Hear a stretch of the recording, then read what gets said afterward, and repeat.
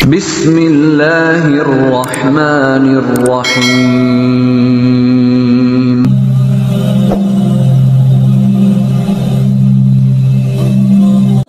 Ada saat-saat dalam hidup di mana langkah seakan tak lagi punya arah, nafas berat, dada sesak, dan malam menjadi ladang air mata yang tak kunjung kering. Dan salah satu beban hidup yang paling membuat manusia terasa lumpuh adalah hutang. Hutang tidak hanya menjerat dompet, tapi juga menyerang jiwa. Ia mengintai dari balik pintu rumah, menunggu kapan penagih datang membawa gelisah. Ia merayap dalam doa, menyusup di antara kalimat istighfar, membuat hati gamang. Apakah Allah masih peduli? Tak sedikit yang menjadi tawanan pikiran karena hutang. Tersenyum di hadapan keluarga, tetapi menangis diam-diam di sepertiga malam. Bangun pagi bukan karena semangat, tapi karena cemas akan siapa lagi yang harus dihadapi. Kadang timbul rasa malu, kadang pula rasa marah. Kenapa hidup tak pernah memberi kelapangan? Namun wahai jiwa yang sedang lelah, ketahuilah bahwa Allah tidak pernah meninggalkanmu. Hutang bukanlah akhir kehidupan. Ia ujian bukan kutukan. Ia medan perjuangan bukan kuburan harapan. Selama engkau masih punya iman, selama engkau masih mengetuk langit dengan doamu, pertolongan Allah lebih dekat dari apa yang kau kira. Barang siapa yang berhutang dan berniat untuk melunasinya, maka Allah akan menolongnya. Hadis riwayat Bukhari. Kelelahanmu hari ini tidak sia-sia jika engkau sandarkan segalanya kepadanya. Jangan matikan ikhtiar, jangan padamkan sabar. Bahkan dalam lelahmu masih ada nilai yang Allah angkat sebagai amal. Bahkan dalam tangismu masih ada zikir yang mengetuk pintu langit. Jangan menyerah. Boleh engkau rebah, tapi jangan berhenti berharap. Ada Allah, ada jalan, ada janji yang tidak pernah diingkari. Dan kini mari kita duduk sejenak bersama lembar-lembar keimanan. Kita akan mengurai lelah ini menjadi harap. Kita akan belajar bahwa di balik gelap hutang masih ada cahaya. Masih ada Allah yang Maha Kaya. Mengapa hidup terasa berat saat terbelit hutang? Hidup yang dipenuhi hutang terasa bagai berjalan di atas pasir basah. Setiap langkah terasa berat, setiap pijakan seakan tenggelam. Bukan hanya karena beban materi, tapi lebih dalam dari itu. Karena beban hati dan mental yang ikut tertindih. Hutang memang tidak selalu karena kemalasan. Kadang ia hadir karena musibah, kehilangan pekerjaan, atau sekadar ingin bertahan hidup di tengah badai kesulitan. Namun tetap saja, ketika hutang mulai menumpuk, jiwa ikut menjerit. Mengapa terasa begitu berat? Karena hutang bukan sekadar angka. Ia adalah janji. Ia adalah tanggung jawab yang menghantui setiap detik waktu. Islam mengajarkan betapa seriusnya perkara hutang. Bahkan Rasulullah sendiri pernah bersabda bahwa ruh seorang mukmin bisa tertahan karena hutang yang belum dibayar. Sungguh, bukan main-main. Ruh seorang mukmin akan tergantung dengan hutangnya hingga dilunasi. Hadis riwayat Tirmidzi. Disinilah letak beratnya. Bukan hanya tekanan dari dunia, tapi juga kegelisahan tentang akhirat. Tak heran jika seorang mukmin yang sadar akan tanggung jawab ini merasakan berat yang luar biasa ketika memiliki hutang. Ia merasa seperti membawa beban di pundak, baik ketika di jalan, di rumah, bahkan saat bersujud. Lebih dari itu, hutang seringkali membuat kita menjauh dari ketenangan ibadah. Salat yang seharusnya menjadi tempat bersandar, kadang terasa hampa karena pikiran dipenuhi kekhawatiran. Zikir yang seharusnya menyejukkan, terasa seperti gema tanpa makna karena hati diliputi gelisah. Bahkan tidur yang seharusnya menjadi istirahat, berubah menjadi ladang mimpi buruk karena ingatan pada hutang yang belum lunas. Namun di balik beratnya ujian ini, ada pelajaran yang Allah titipkan. Ujian ini bukan untuk menghancurkan, melainkan untuk menyadarkan. Allah ingin engkau kembali lebih dekat, lebih tawakal, lebih sabar. Ketika hidup tenang dan cukup, manusia sering lupa. Tapi saat hutang menyesakkan, manusia kembali mengetuk pintu langit dengan tangisan paling jujur. Dan tangisan itulah yang justru menjadi pintu pertolongan. Sahabatku, tak apa jika hari ini terasa berat. Tak mengapa jika langkahmu terseok. Tapi jangan pernah berpikir Allah meninggalkanmu. Justru dalam gelap inilah cahayanya paling nyata. Justru dalam sempit inilah luasnya rahmatnya mulai engkau rasakan. Jangan malu karena punya hutang. Malulah jika engkau tak berniat membayarnya. Malulah jika engkau putus asa dan berhenti berharap. Karena sesungguhnya Allah tidak melihat hasil akhir, tapi kejujuran dan ikhtiar yang engkau tanam dalam lelahmu. Hutang bisa membuat hidup berat, tapi tidak akan pernah memadamkan cahaya iman. Selama engkau menggenggam sabar, menjaga niat dan terus melangkah, insya Allah beban itu akan menjadi jembatan menuju kemuliaan. Ketika doa tak langsung dijawab, apakah Allah tidak peduli? Di saat dikejar-kejar hutang, kita semakin rajin berdoa. Setiap sujud diisi dengan tangisan, setiap tahajud diiringi harap, tangan menengadah memohon pertolongan. Ya Allah, cukupkanlah aku, lapangkanlah urusanku. Namun hari demi hari berlalu, dan bantuan itu terasa belum datang juga. Maka muncul pertanyaan yang menyayat hati. Apakah Allah sedang membiarkanku? Tidak, wahai jiwa yang sedang terluka. Allah tidak pernah absen. Ia Maha mendengar. Ia Maha melihat. Bahkan sebelum keluhmu kau ucapkan, Dia sudah tahu betapa lelahnya jiwamu. Hanya saja pertolongan Allah punya waktunya sendiri. Dan waktunya selalu lebih bijaksana daripada waktu yang kau minta. Allah tidak langsung menjawab bukan karena tak peduli, tapi karena ingin hatimu benar-benar kembali. Karena di tengah kesulitan, seringkali kita baru benar-benar mengenal Tuhan kita. Di saat hutang menyesakkan kita kembali menjadi hamba, bukan hanya manusia yang penuh rencana. Ingatlah firman Allah, dan apabila hamba-hambaku bertanya kepadamu tentang aku, maka jawablah, sesungguhnya aku dekat. Aku mengabulkan permohonan orang yang berdoa apabila ia berdoa kepadaku. Quran Surat Al-Baqarah ayat 186, Allah itu dekat, bahkan lebih dekat dari urat lehermu sendiri. Tapi Dia juga Maha mengetahui kapan waktu terbaik untuk mengabulkan. Kadang yang kita minta adalah kelapangan harta, tapi Allah tahu yang paling kita butuhkan justru kelapangan hati. Kadang yang kita pinta adalah segera lunasnya hutang, tapi Allah sedang menanamkan kekuatan jiwa dalam dirimu, agar kelak engkau lebih bijak dalam mengelola nikmat. Rasulullah pun mengajarkan kita untuk bersabar dalam doa. Ada 3 bentuk dikabulkannya doa.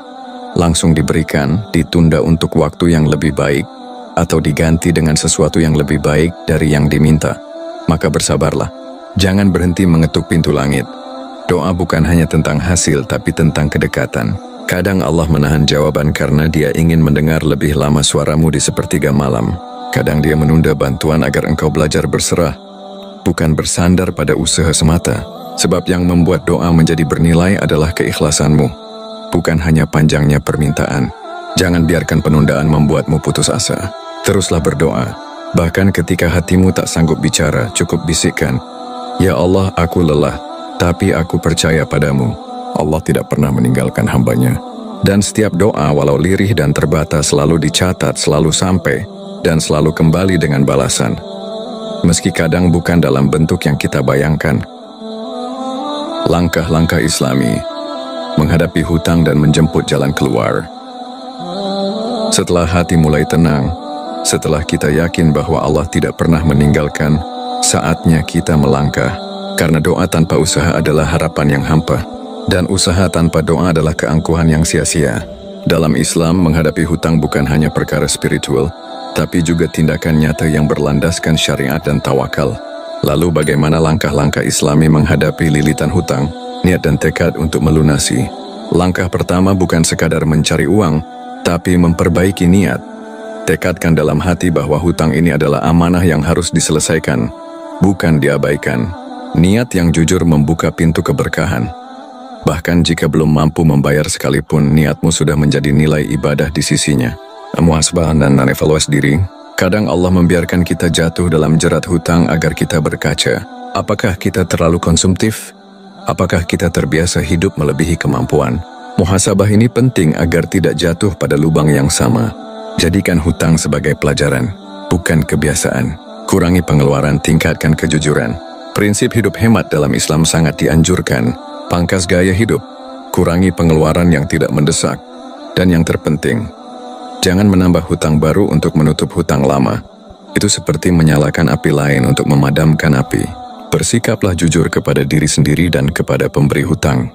Kadang kejujuran membawa kelapangan, walau tidak langsung menyelesaikan semuanya. Mencari pintu rezeki halal yang baru. Jangan takut memulai dari kecil. Jualan sederhana, usaha rumahan, atau pekerjaan sampingan bisa menjadi jalan pembuka rezeki. Allah tidak memandang besarnya penghasilan, tapi kesungguhan dalam mencarinya. Mintalah ilham dari Allah dalam setiap ikhtiar.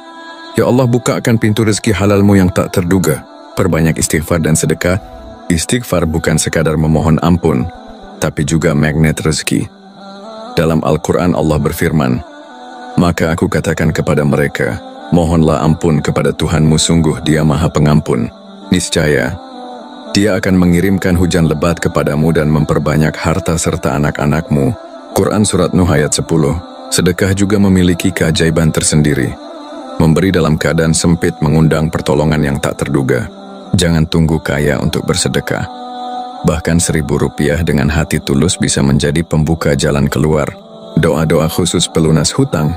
Amalkan doa-doa dari Rasulullah seperti, "Ya Allah, cukupkanlah aku dengan yang halal dari yang haram dan cukupkan aku dengan karunia-Mu dari selain-Mu." Hadis riwayat Tirmidzi. Sahabatku, hutang bukan akhir dari segalanya, tapi bisa menjadi awal perubahan besar jika engkau bersikap benar. Bertindaklah dengan iman, bergeraklah dengan ikhtiar, dan tunggulah pertolongan Allah dengan sabar. Kisah para nabi dan orang saleh yang diuji dengan kesempitan.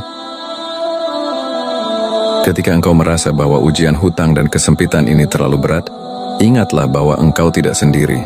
Bahkan para nabi yang paling dicintai Allah pun pernah merasakan sempitnya hidup, terbatasnya harta dan desakan kebutuhan. Namun mereka tidak pernah menyerah. Mereka menjadikan kesempitan sebagai jembatan menuju kemuliaan. Nabi Ayub alaihissalam, ujian yang bertubi-tubi. Nabi Ayub adalah contoh nyata bagaimana seorang hamba bisa tetap bersabar di tengah kehilangan segalanya. Ia bukan hanya diuji harta tapi juga tubuh, keluarga, dan kehormatan. Namun dalam segala kehilangan itu tidak pernah sekalipun ia mengeluh. Ia tidak berkata, "Ya Allah, kenapa?" Tapi ia berkata dengan lembut, "Sesungguhnya aku telah ditimpa penyakit, dan Engkau adalah Tuhan yang Maha Penyayang." Di balik sabarnya Allah kembalikan segalanya, bahkan dengan balasan yang lebih indah. Nabi Muhammad, Rasulullah kekasih Allah, bukanlah orang yang bergelimang kekayaan. Dalam banyak riwayat beliau pernah mengikat batu di perutnya karena lapar yang menyiksa. Pernah selama berbulan-bulan, dapur rumah beliau tidak menyala api. Beliau menanggung hutang demi membantu umatnya, dan pernah berdoa dengan sangat tulus, "Ya Allah, aku berlindung kepadamu dari lilitan hutang dan tekanan manusia."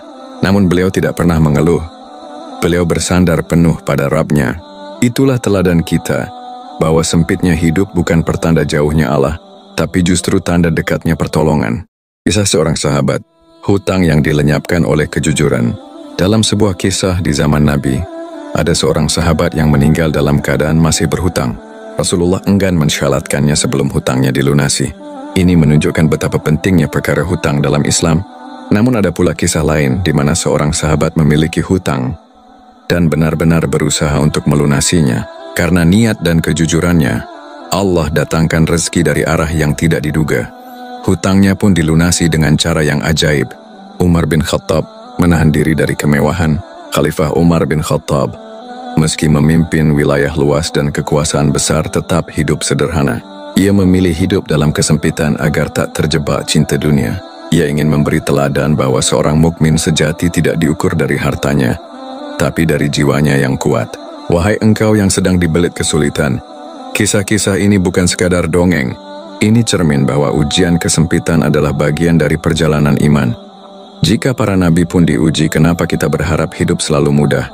Maka sabarlah. Dalam lelahmu, engkau sedang menyusuri jalan para kekasih Allah. Dan siapa tahu justru dari sempit inilah Allah ingin mengangkatmu ke derajat yang lebih tinggi.